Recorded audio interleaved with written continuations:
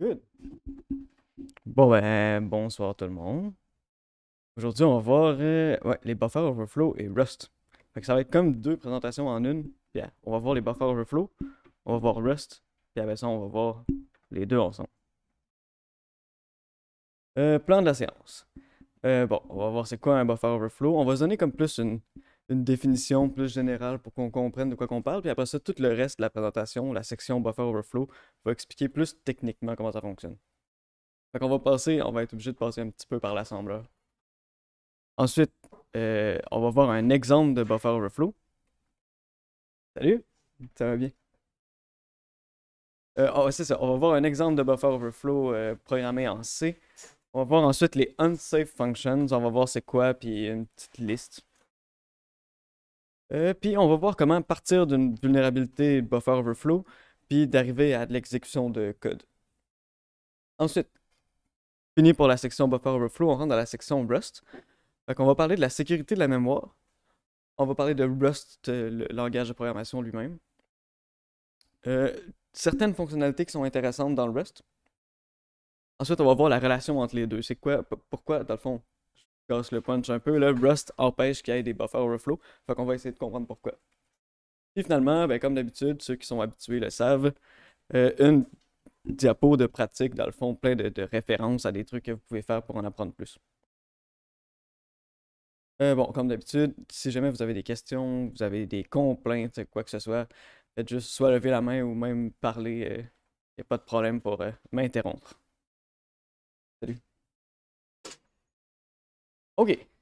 Donc, c'est quoi un buffer overflow? On va se donner une petite définition. La définition est en anglais, mais je vais la traduire sur le fly comme ça. En cybersécurité, un buffer overflow, c'est une anomalie dans un programme où est-ce qu'il essaie d'écrire, il écrit dans un buffer, donc un espace mémoire, puis il va dépasser ce buffer-là. Donc, il va commencer à écrire, il va écrire sur la mémoire qui suit après le buffer. Fait que supposons que euh, je décide que dans ma mémoire, je garde 10 bytes de place pour écrire quelque chose. Puis là, j'essaie d'écrire 15 bytes dedans. Ben là, les 5 bytes qui dépassent, ben, ils vont écrire par-dessus quelque chose d'autre. Ça crée des problèmes dans notre programme. En fait, dans la majorité des cas, ça va faire crasher le programme. Mais en écrivant, dans le fond, en se basant sur ce concept-là, on peut y passer de l'information pour comme abuser de ce concept-là, de cette anomalie-là, pour exécuter du code, puis en fait remplacer du code normal par du code malicieux. Fait que pour l'instant, c'est très haut niveau, on n'a aucun concept vraiment technique, mais on fait juste partir de ça pour commencer. Là, pour bien comprendre, on est obligé de passer par l'assembleur. Fait que l'assembleur, ben, si vous connaissez pas ça, c'est dans le fond, c'est des instructions de CPU. Ça a peut-être l'air compliqué, mais c'est plus simple comprendre les buffers overflow quand on passe par l'assembleur, justement parce que c'est super précis comme instruction. Fait que l'assembleur, bon, on a une petite définition, c'est un langage de programmation. Puis ça dépend de chacune des machines, donc ça va dépendre de votre processeur puis de votre système d'exploitation, mais c'est toujours à peu près la même affaire. Puis on dit que c'est un langage de programmation low level, même très low level. Donc c'est très très proche des instructions du CPU. Donc ça représente des instructions fondamentales du CPU avec des mnémoniques, donc des keywords, on peut dire. Ça ressemble à quoi l'assembleur? Ça ressemble à ça. On ne va pas nécessairement passer à travers le code, mais on peut voir à gauche le code assembleur, puis à droite l'équivalent en C. En gros, tout ce qu'il y a à retenir de cette diapo-là, c'est que l'assembleur, c'est des tout petites étapes très très minimalistes.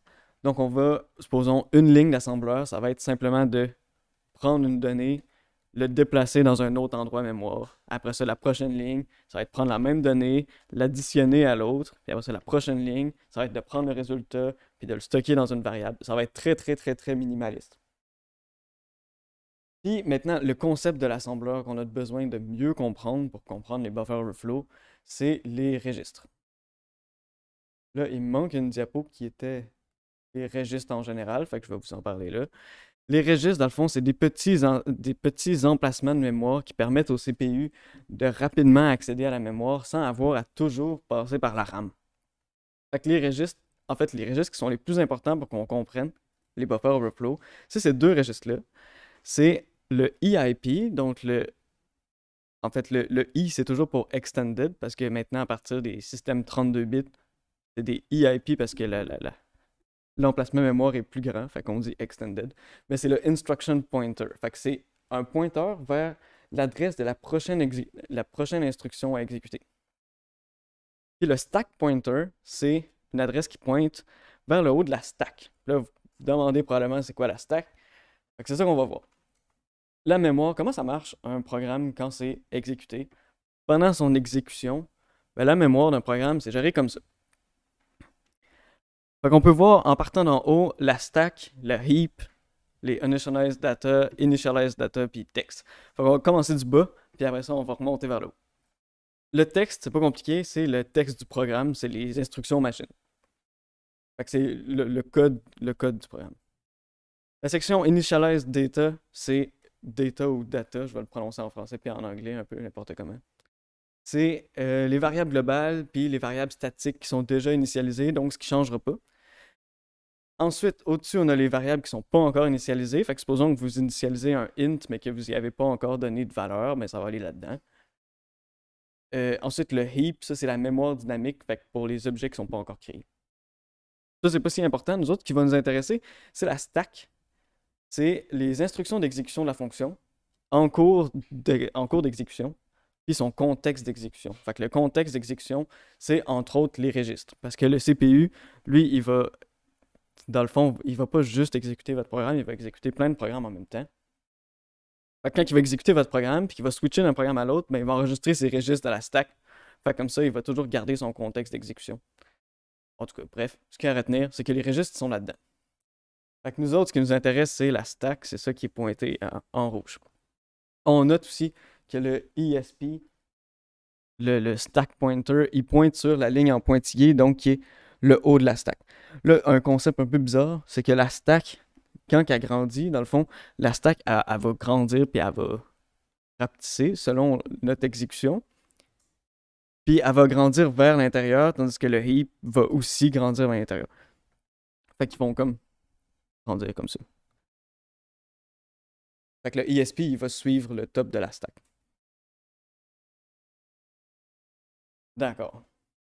Fait que là, maintenant, on a tout ce qu'il nous faut pour comprendre à peu près un buffer overflow, ça fait quoi? Un exemple de buffer overflow en C, donc c'est très très court, c'est à peine 3 lignes. J'ai un main ici, je vais expliquer le code si jamais vous avez plus de difficultés à lire du code. Le main, c'est la fonction qui est exécutée tout de suite quand vous compilez. Il y a une fonction qui s'appelle main. C'est cette fonction-là qui est exécutée quand vous exécutez votre code compilé. Fait que ça, c'est notre fonction. Et tout ce qu'elle fait, c'est qu'elle crée un buffer de 1000, que ça, c'est la longueur c'est, ben, dans le fond, un buffer, c'est de la mémoire qui est comme attribuée en avance. Fait que j'attribue 1000 bytes de data en avance. Puis après ça, ce que je fais, c'est que je prends l'argument qui va être passé à mon programme. Fait que quand je vais exécuter mon programme, je vais y passer un argument. Puis tout ce que je fais, c'est que je fais juste copier ce qui est passé en argument dans le buffer. C'est tout ce que ça fait, ce programme-là. Fait que là, maintenant, moi, j'ai compilé ça. Puis ça me crée un programme qui s'appelle programme. Fait que pour l'exécuter, je fais ./programme. Là, j'écris A, puis j'écris 1008A. Fait que ça va dépasser mon buffer. Puis qu'est-ce que ça nous donne comme résultat? Ça va nous faire un segmentation fault. Là, on va comprendre pourquoi ça fait ça. Fait que ça, c'est la stack de mon programme pendant que je l'ai exécuté.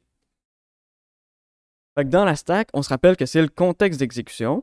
Puis entre autres, ben, il y a mon buffer que j'ai mis là en rouge. Donc ça, c'est les 1000 bytes de buffer que je me suis mis. Dans le contexte d'exécution, il y a le EIP, donc c'est le Instruction Pointer, donc c'est ce qui pointe vers la prochaine instruction. Puis ici, j'ai mis une valeur quelconque, que c'est ça l'adresse de la prochaine exécution, la prochaine instruction à exécuter. Là, ce qui va se passer, c'est que mes A, ben, ils vont dépasser le buffer, puis ils vont overwrite le EIP. Fait que là, maintenant, la valeur de mon EIP, c'est rendu 41, 41, 41 parce que c'est la valeur hexadécimale de A majuscule. Fait que là, j'ai overwrite mon EIP. Fait que ce que mon CPU essaie de faire maintenant, c'est qu'il essaie d'exécuter la prochaine instruction, qui est l'instruction à l'adresse 41, 41, 41. Puis, c'est pas une instruction valide, c'est probablement un autre. C'est probablement très très loin dans d'autres programmes qui n'ont pas rapport. Fait que ça me fait un segmentation fault parce que le CPU il comprend plus ce qui se passe. Fait que c'est ça le bug d'un buffer overflow, c'est ça le concept à la base. Maintenant, comment que nous autres on peut utiliser ça? En fait, on va commencer par parler des unsafe functions. Les unsafe functions, en fait, vous allez peut-être identifier c'était où dans le code que ça causait problème. C'est la fonction string copy ou strcpy. Le problème avec ça, c'est que c'est une unsafe function. Puis les unsafe functions, c'est en C et en C++, c'est des fonctions qui écrivent en mémoire puis qui vérifient pas avant d'écrire si tu es en train de dépasser l'espace mémoire qui était prévu d'utiliser. Fait que le string copy, il n'a pas regardé, il s'est pas dit je suis en train d'écrire 1008 bytes dans quelque chose de 1000 bytes. Lui, il regarde pas ça, il fait juste écrire, sans valider. Ça, il y a plein de fonctions de même en C et en C++. J'ai mis 3 exemples ici, mais j'ai mis un lien vers la liste la plus grande que j'ai trouvée des unsafe functions en C. Fait que ça, c'est super problématique. Ça, en fait, le problème plus fondamental, c'est que le C et le C++, ça nous donne comme complètement accès à la mémoire, puis on peut faire ce qu'on veut avec. Fait que quand tu es un développeur, et tu sais pas trop ce que tu fais, ben, tu peux programmer accidentellement des vulnérabilités comme ça. Fait que c'est des erreurs de même qui ont été rentrées dans ces fonctions-là, strlen, puis toutes ces affaires-là. C'est ça qui a causé le problème, qui cause notre vulnérabilité. Donc, maintenant, on sait comment ça marche un peu conceptuellement les buffer overflow. Là, pour l'instant, on l'interprète plus comme un bug que vraiment comme une vulnérabilité. Mais maintenant, on va voir comment on peut utiliser ça pour le weaponize, pour en faire une vulnérabilité. En fait, nous autres, ce qu'on veut, c'est partir de ça puis exécuter du code. Fait qu'exécuter du code, on peut faire ce qu'on veut au programme. Fait qu'on revient à notre stack. Notre stack, dans le fond, elle a été toute écrasée par de la junk. Nous autres, c'est des A qu'on a mis tantôt. Jusqu'à arriver au EIP qu'on a écrasé aussi. Maintenant, ça, c'est notre stratégie. Ce qu'on va faire, c'est qu'à la place d'écrire des A, on va écrire des nope. Puis les nope, c'est 0x90, si je ne me trompe pas, pour en hexadécimal. Puis ce que ça fait, en fait, ça, ce concept-là de la grosse boîte noire avec plein de nope, là, dans notre cas, on va en avoir comme 1000. Ben, ça s'appelle un nope slide. Puis les nope slides, ce que ça fait, c'est que c'est des instructions vides. Le processeur, quand il voit un nope, il fait rien. Fait que notre concept, c'est qu'on va overwrite le EIP pour le remplacer par une adresse qui pointe dans le nope. Puis quand le processeur va arriver dans le nope, il va rien exécuter, il va passer à travers toutes les nopes, puis il va glisser jusqu'à notre code malicieux. D'où le terme nope slide. Fait qu'un nope slide, c'est des instructions vides, puis le processeur va exécuter plein d'instructions vides jusqu'à arriver à notre code. Notre code malicieux, c'est quoi? Ben, c'est du code qui est déjà compilé, fait que ça va être du langage machine pur, qu'on va envoyer, qu'on va ajouter à notre payload, puis qui va être exécuté par le CPU, par le processeur. Puis nous autres, généralement, ce que les gens veulent, c'est un reverse shell, donc ça va être d'exécuter, supposons si vous êtes en Linux, ça va être bash, si vous êtes en Windows, ça va être probablement PowerShell, quelque chose comme ça. On veut popper un shell, où est-ce que là, on va pouvoir faire des commandes comme qu'on veut. Parfait. Fait que comment ça marche? Ben là, je vous l'ai déjà un petit peu expliqué. Là, on a une petite image. On remplace le EIP par une adresse dans le nope. Puis après ça, le processeur va exécuter des nopes jusqu'à arriver à notre code malicieux. Fait que notre payload, il ressemble à quoi? On va avoir plein de A. En fait, je me suis trompé, ça va être des nopes. On va avoir plein de nopes. On va avoir notre code malicieux. Puis finalement, on va avoir une adresse qui pointe dans notre gros bassin de nopes. Ce qui est important, c'est qu'il faut que, dans le fond, nos nopes plus la longueur de notre code soit de... Là, c'est 1004 bytes, c'est pas 1000 bytes parce que entre le buffer puis le EIP, il y a un autre registre entre les deux, fait qu'il faut overwrite ce registre-là aussi. Fait que dans le fond, ça va être la longueur de notre buffer plus 4. Ça, il faut que ce soit le total de notre nope slide avec notre code malveillant. Puis finalement, ça nous prend une adresse qui va pointer vers le nope slide. Fait que ça, comment on détermine ça? Ben, il faut le déterminer avec un debugger. Aujourd'hui, on ne verra pas les debuggers, mais c'est très simple à utiliser. Puis il y a plein de tutoriels en ligne pour faire ça. Les exemples de debugger, en fait, les deux plus connus, je crois, c'est Immunity Debugger puis EDB. Donc EDB, c'est le debugger en ligne de commande de Linux. Puis Immunity Debugger, je pense que, en tout cas, il y a un GUI, là, une interface graphique. Je sais qu'il l'a sur Windows, je ne sais pas s'il l'a sur Linux. Mais bref, un debugger, ce que ça fait, c'est que ça prend votre exécutable, puis quand vous l'exécutez, ben, le debugger, il va vous afficher comme tout l'état d'exécution. Fait qu'il va tout vous afficher les valeurs qui sont dans chacun des registres. Il va vous afficher tout l'état de la mémoire. Fait que vous allez pouvoir tout voir qu'est-ce qui se passe en live. OK. Maintenant, là, ce qui nous manque, c'est notre code malicieux. Comment qu'on génère ça, du code malicieux? Ben, on n'écrit pas ça à la main. On utilise une application, c'est un programme qui s'appelle MSF Venom qui permet de générer des payloads. En fait, le problème avec les codes malicieux, en fait, un code malicieux pour du buffer overflow, on va appeler ça un shellcode. Notre shellcode sont difficiles à écrire à la main, même si je l'écris, supposons, en C, puis après ça, je le compile. Ça va être difficile pareil, parce qu'il faut, habituellement, selon la façon dont le programme est écrit, puis selon le type de CPU, puis selon l'OS, il va avoir certains caractères qui vont faire que votre shell il va planter. Comme. Fait qu'MSF Venom, il va être capable d'écrire des payloads en évitant certains caractères dans le shellcode. Fait que c'est beaucoup plus facile de passer par MSF Venom. Fait que je vous ai mis un lien vers MSF Venom. Fait que comment on fait ça? Résumé. On teste le buffer overflow. Dans le fond, c'est pas compliqué. Ben, en fait, ouais. Là, on prend l'exemple le plus simple de buffer overflow. C'est pas très compliqué. Pour tester un buffer overflow, déjà, c'est passer vraiment beaucoup de data, puis à un moment donné, il va crasher. Ben, il va peut-être crasher si c'est mal programmé. Fait que si ça crash, c'est bon signe. Il est probablement vulnérable au buffer overflow. Fait que qu'est-ce qu'on fait? On ouvre ça dans le debugger, puis on regarde le EIP, donc le pointeur de pile. C'est tout comme ça? Non, le instruction pointer, c'est ça. Donc, on check le instruction pointer, puis on check s'il est overwrite. On check s'il a été réécrit. Fait que j'écris plein de A majuscules, puis je check si le EIP a changé de valeur. En fait, il faudrait qu'il soit overwrite par les A. Là, ça, si c'est le cas, ben là, on a définitivement un buffer overflow. Fait que maintenant, ce qu'on veut, c'est déterminer la longueur nécessaire pour overwrite le EIP. Il y a plusieurs techniques pour faire ça. Mais en fait, tu peux juste faire de l'essai-erreur. Tu divises par 2. Tu fais, supposons, 1500. Après ça, si ça overwrite, tu divises par 2. Tu essaies 750. Si ça overwrite pas, ben, tu essaies d'en rajouter la moitié. Et en tout cas, comme ça, tu vas finir par le trouver. Ou sinon, il y a des espèces de générateurs de séries de chiffres. Ben, de séries de caractères. Puis tu génères, supposons, 1500 caractères. Tu envoies ça dans l'application.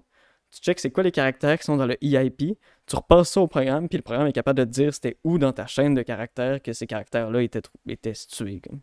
Fait que ça aussi, ça existe. Si vous voulez, vous voulez que ce soit moins compliqué.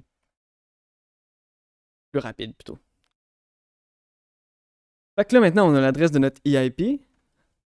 Fait qu'on va exécuter notre affaire encore dans notre debugger, puis on va checker sont à quelle adresse quand on écrit toutes nos A. On va checker c'est à peu près de quelle adresse à quelle adresse que les A y sont. Fait que c'est pas compliqué, on va juste checker, on va scroller pour checker la mémoire. Puis à un moment donné dans la mémoire, il va y avoir plein de A. Puis on peut juste choisir une adresse là-dedans. C'est pas important laquelle. Juste en prendre une là-dedans. Puis finalement, cinquième étape, mais il reste juste à écrire notre payload. Fait qu'on va écrire denope fois toute la longueur pour atteindre le EIP. En fait, non. On va avoir denope puis le shellcode. En fait, on va checker c'est quoi la longueur pour atteindre le EIP. On va faire moins la longueur de notre shellcode. Puis on va mettre des nopes dans le fond pour remplir jusqu'à... En tout cas, je pense que vous comprenez ce que je veux dire. Ouais. Dans le fond, il y a la taille de notre buffer pour se rendre jusqu'au EIP. Ben, moins la longueur de ton shellcode, ben ça, c'est le nombre de nopes que tu as besoin de mettre. Fait que les nopes, le shellcode, puis l'adresse vers les nopes. Puis ça, c'est notre payload final.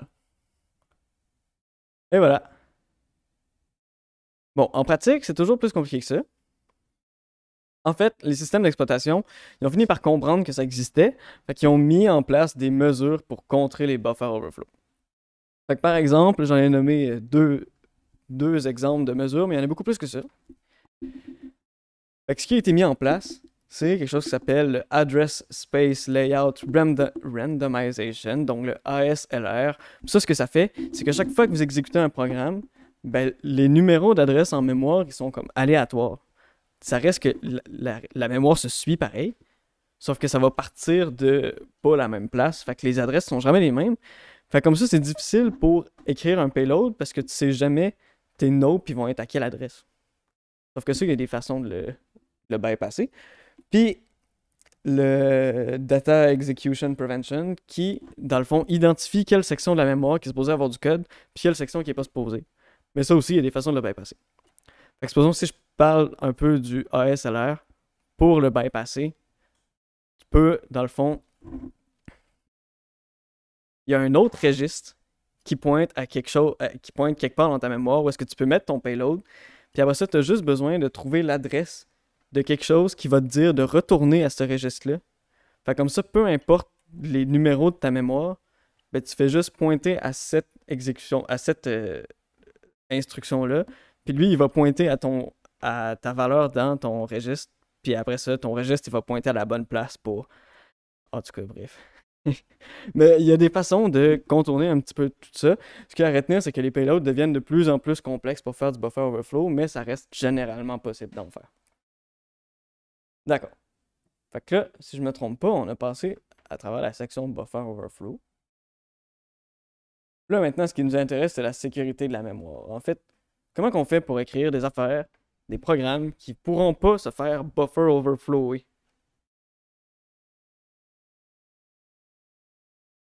Microsoft a dit en 2018 que dans les 12 dernières années à partir de 2018, donc de 2016 à 2018, en fait ils ont dit ça en 2019, 70% des vulnérabilités que Microsoft a reconnues comme publiques, donc qui a publié un CVE pour cette vulnérabilité-là, c'est des vulnérabilités liées à la mémoire.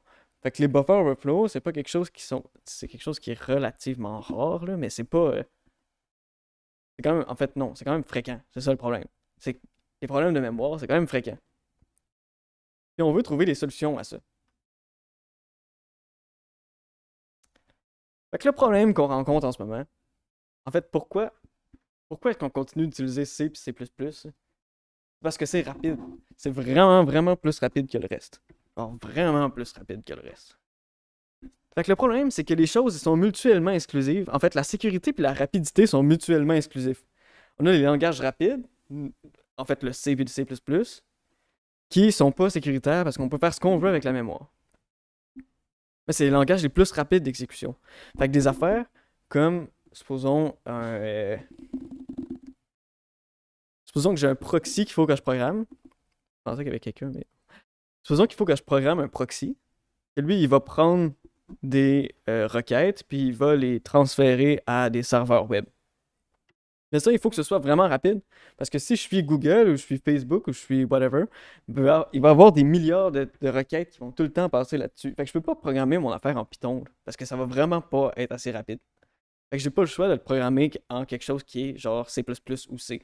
Fait qu'on a plein de besoins de langage rapide, mais ça fait qu'on est obligé d'écrire du code qui est pas sécuritaire. Tandis qu'on a des langages qui sont lents, genre Python ou Java ou Ruby ou JavaScript, ou en fait quasiment tous les autres langages à part C et C++. Je dis quasiment parce qu'il y a d'autres langages qui sont comme un peu comme le C et C++, mais qui sont vraiment pas connus, fait que on n'en parlera pas aujourd'hui. Mais c'est ça, ce qui est important, c'est que les autres langages qui sont connus, qui sont utilisés partout, ben sont pas assez rapides. Mais ils utilisent par contre des garbage collectors. Puis ça, c'est un peu la raison justement pourquoi ils sont pas rapides. Que les langages autres que C et C++, ils ont un concept qui s'appelle le garbage collector. Puis le garbage collector, qu'est-ce que ça fait? C'est que ça s'exécute en même temps que votre programme, puis ça check la mémoire de votre programme, puis ça s'assure que ça reste cohérent. Fait que Si dans mon programme, je fais un buffer overflow, ben mon garbage collector, il va regarder la mémoire utilisée par mon programme Python, puis il va déliter la mémoire qui est soit qui dépasse ou la mémoire qui n'est pas utilisée. Ou si je crée une classe, puis qu'après ça, je fais pas, tu sais, en C++, quand on crée une classe, il faut faire un destructeur parce que faut que la mémoire soit libérée. Fait que ça, si je fais pas de destructeur à ma classe, ben la mémoire, elle sera jamais libérée. Fait que ça va faire une memory leak, puis ça va faire qu'avec le temps, mon programme va prendre de plus en plus de mémoire parce qu'il délite jamais sa mémoire. Ben, en Python, tu peux pas faire ça. Justement parce qu'il y a un garbage collector qui run derrière, puis qu'il fait juste passer derrière Python toutes les choses qu'on programme pas comme il faut, qu'on met pas de destructeur, ben lui, il va le détruire par lui-même. Sauf que ça, ce que ça fait, c'est que c'est vraiment lent. Fait que le garbage collector, il rend les choses beaucoup plus lentes. Fait qu'un exemple concret, c'est ici on a un graphique d'utilisation du CPU par Java. Fait que ça va faire des trucs de même, ça va faire des pics. Quand on est en bas du pic, le programme est en train de s'exécuter. Ensuite, on monte le pic, on est en train d'utiliser le garbage collector, il est en train de tout déliter la mémoire qui n'est pas utilisée, il est en train de tout checker pour s'assurer que tout est normal. Après ça, il continue d'exécuter. Après ça, le garbage collector embarque. Fait que ça, c'est long, c'est vraiment, vraiment long. Ça, on n'aime pas ça. Fait que ça explique pourquoi on peut pas juste ne pas utiliser C++ puis C. Fait que c'est quoi la solution à tout ça? Ben, c'est Rust. En tout cas, c'est ce qui a l'air de se présenter comme la meilleure solution à ce problème-là. C'est le meilleur des deux mondes. C'est sécuritaire en termes d'accès à la mémoire, puis c'est aussi rapide que du C et du C++. Fait qu'on arrive à Rust. Rust, c'est quoi? Bon, rapidement, ça a été développé par quelqu'un qui s'appelle Graydon Hoare chez Mozilla en 2006. En fait, c'est un projet personnel qui a commencé. Puis ça a été officiellement commencé à être financé par Mozilla en 2009. Donc Mozilla, c'est eux autres qui font Firefox. La première release officielle du langage, donc disons la stable release en 2014. Puis maintenant, c'est utilisé par Amazon, Discord, Dropbox, Facebook, Google, Microsoft. En fait, mieux encore, depuis le tout début, le kernel Linux, donc le Linux, le système d'exploitation, a toujours été programmé en C puis en assembleur. En fait, même C++ a été considéré comme langage de programmation pour le kernel Linux. Ils l'ont essayé un petit peu, puis finalement, Linus Torvalds, le gars qui a fait Linux dans le fond, il a décidé que C++ n'était pas à la hauteur pour faire partie de Linux. Par contre, en octobre 2022, donc le mois passé, Rust est le premier langage autre que C et assembleur à être utilisé par le kernel Linux, donc dans la version 6.1 qui va sortir bientôt. Ben, bientôt, je sais pas, mais qui n'est pas encore sorti. Fait que c'est quoi que ça a de si magique que ça, Rust, pour que tout le monde capote là-dessus? En fait, on n'est pas encore rendu à cette section-là, on est encore en train de dire comment que les gens capotent dessus. En fait, depuis 2016, c'est le langage voté comme le langage le plus aimé des développeurs.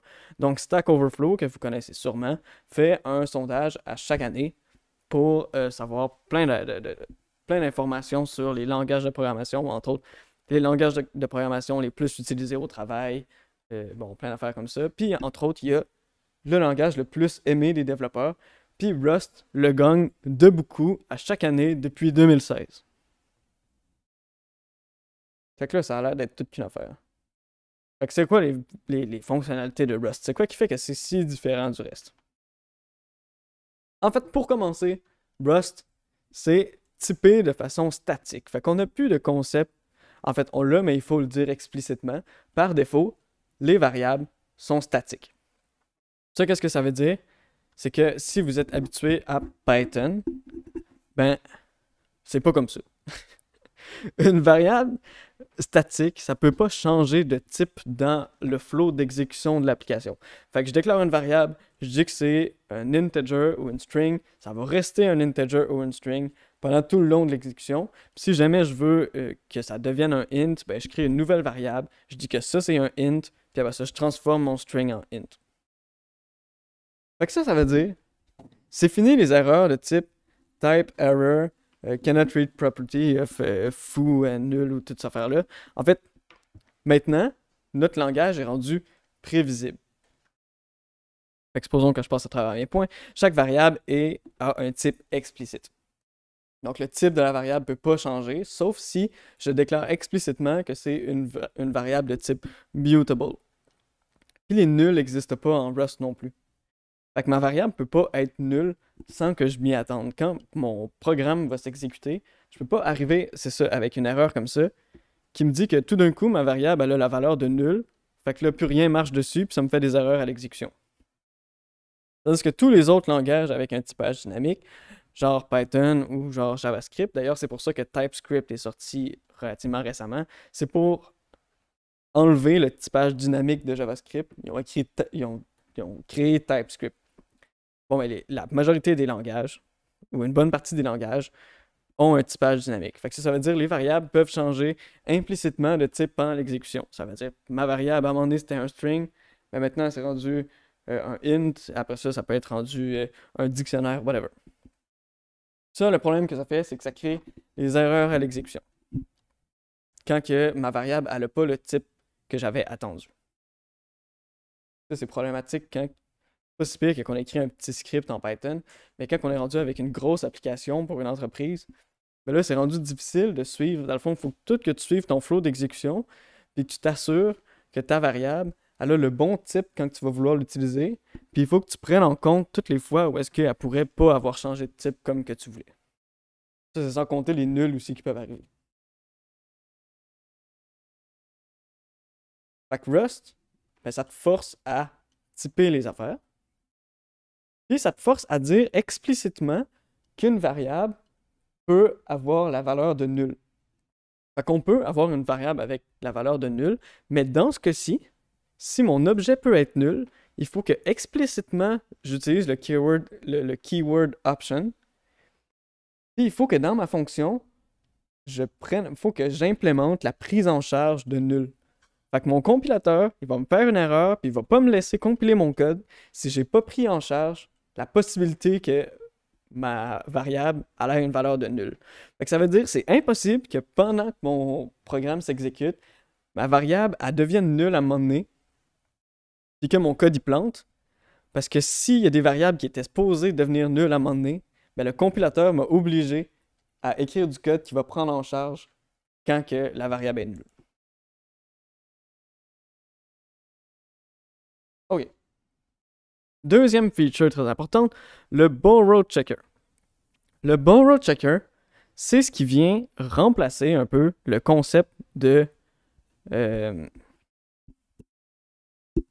garbage collector. C'est ça que je veux dire. Ça vient remplacer le garbage collector en termes de but. Comment ça fait ça? Ben, ça fait ça avec un concept de borrowing, donc d'emprunt. Qui fait que les variables, les variables, ils sont empruntées par des fonctions. Fait qu'une variable peut pas être utilisée par deux fonctions en même temps, parce que ça ferait que la variable, elle pourrait être changée par une fonction, puis après ça, l'autre fonction, elle a une valeur inattendue quand elle est rendue à la variable. Fait que c'est ça. Fait que Rust a un concept d'emprunt, puis ce que le compilateur il fait, c'est qu'il va compiler votre code, puis il va suivre l'état de toutes les variables. Fait que le fait qu'on a un concept d'emprunt fait qu'on peut suivre toutes les variables, qu'est-ce qu'ils font dans le flow d'exécution, puis on peut s'assurer qu'ils sont utilisés de façon sécuritaire. Fait qu'on est certain de tous les types de valeurs que la variable elle peut prendre. On est certain de si elle peut faire un buffer overflow ou pas. On est certain de si elle peut être nulle ou pas, de si elle peut changer en int ou pas. Dans le fond, tout devient prédictible. C'est pratiquement fini les erreurs à l'exécution parce que notre compilateur a tout compilé notre code, puis il a tout compris notre code, puis il nous laisse compiler seulement si le code va vraiment marcher. Ensuite, il y a quand même un concept de unsafe dans Rust qui fait qu'on peut, dans le fond, Rust implémente plusieurs autres méthodes qui rendent... Ouais, c'est ça. En fait, tout ce que je veux dire, c'est que là, ça, c'est juste deux concepts que je vous ai parlé, mais il y en a vraiment plein d'autres. Puis tout ça, ça a pour but de rendre les applications prédictibles, rapides, puis sécuritaires. Parce qu'il faut se rappeler que ça reste du code compilé comme du C et du C++. Fait que ça reste extrêmement rapide. C'est comme si c'était du C++, mais du C++ avec un compilateur qui vous force à programmer comme il faut. Fait que tout le code écrit en Rust est soumis au haut standard du compilateur par défaut. Et si jamais je veux écrire du code qui n'est pas sécuritaire, ben je peux le déclarer explicitement comme non sécuritaire à l'aide d'un marqueur unsafe. Fait que je peux dire unsafe avec des brackets, puis tout le code qui va être là-dedans, ça va pas être du code sécuritaire. Mais là, ça veut dire que si j'écris du code sécuritaire, ben je suis conscient que je l'ai fait. Fait que c'est pas comme en C++ que je peux écrire par erreur du code pas sécuritaire. Là, on peut quand même gérer la mémoire pareil comme en C++, mais dans le fond, on dit explicitement qu'on sait que ce qu'on est en train de faire. Ce qu'on est en train de faire là, c'est pas sécuritaire. Fait que là, on revient au tout début de notre aventure. Là, on va voir Rust et les buffer overflow. Dans le fond, grâce à son borrow checker, à la compilation, Rust vérifie l'utilisation de l'ensemble des variables. Fait que du code non sécuritaire, qui serait vulnérable à un buffer overflow, ça compilerait juste pas en Rust. Fait que vous pouvez pas avoir du code qui est vulnérable au buffer overflow en Rust parce que vous ne serez pas capable de le compiler sans avoir été marqué explicitement comme non sécuritaire. Bon, il y a toujours une exception à la règle, évidemment. Ça arrive de temps en temps, très rarement, que le langage lui-même, Rust, soit vulnérable à des buffer overflow. Donc, il y a quelques vulnérabilités de buffer overflow qui ont été découvertes dans le langage lui-même. Par contre, ce qui est à noter, c'est que c'est pas des vulnérabilités que vous avez mis vous-même sans faire exprès dans votre code à vous autres. C'est des vulnérabilités qu'il y a dans le langage Rust. Donc, vous pouvez quand même pas faire vous-même des buffer overflow dans votre code. Ces vulnérabilités-là sont très très rares, puis ils sont fixés tout de suite après dès qu'ils sont connus. Fait que la seule chose en termes de vulnérabilité de mémoire qui pourrait vous arriver, c'est des vulnérabilités dans Rust lui-même, ce qui veut dire que ça affecte toutes les applications Rust. Fait que ça a beaucoup moins de chances d'arriver parce que quand ça arrive, d'habitude, il y a des chercheurs qui s'en rendent compte, puis il y a une patch qui sort tout de suite. Donc voilà. Pratique finalement, pour terminer notre petite formation. Les buffer overflow. Une vidéo sur ça explique un peu de façon plus simplifiée, plus haut niveau, un peu comme je l'ai fait, mais un petit peu plus en détail. Les buffer overflow. Un tutoriel, dans le fond, une grosse vidéo de, je pense, c'est 1 heure et demie, qui explique très très bien comment faire des buffer overflow de façon pratique, fait qu'il va vous guider sur comment utiliser le debugger, puis toutes ces affaires-là, les choses que j'ai pas pris le temps de vous montrer aujourd'hui. Puis, environnement de pratique, une room try hack me gratuite avec une liste de buffer overflow sur lesquels vous pouvez vous entraîner. Et pour la programmation Rust, je vous ai mis une liste de vidéos que j'ai nommée Propagande Rust, que c'est quelqu'un qui vous explique, c'est un programmeur expérimenté qui vous explique c'est quoi les problèmes avec les autres langages de programmation, puis c'est quoi les avantages d'utiliser Rust. Fait que ça, j'aime vraiment beaucoup. Premier tutoriel environnement de pratique, dans le fond, le site web de Rust ont leur propre tutoriel qui est très bien fait. Puis j'ai mis aussi Exorcism, qui est un autre tutoriel en ligne pour apprendre le Rust. Donc voilà. Est-ce que... Voilà, ça s'est fini rapidement. Est-ce que vous avez des questions? Quelque chose à partager? Non, ben merci de m'avoir écouté, les amis.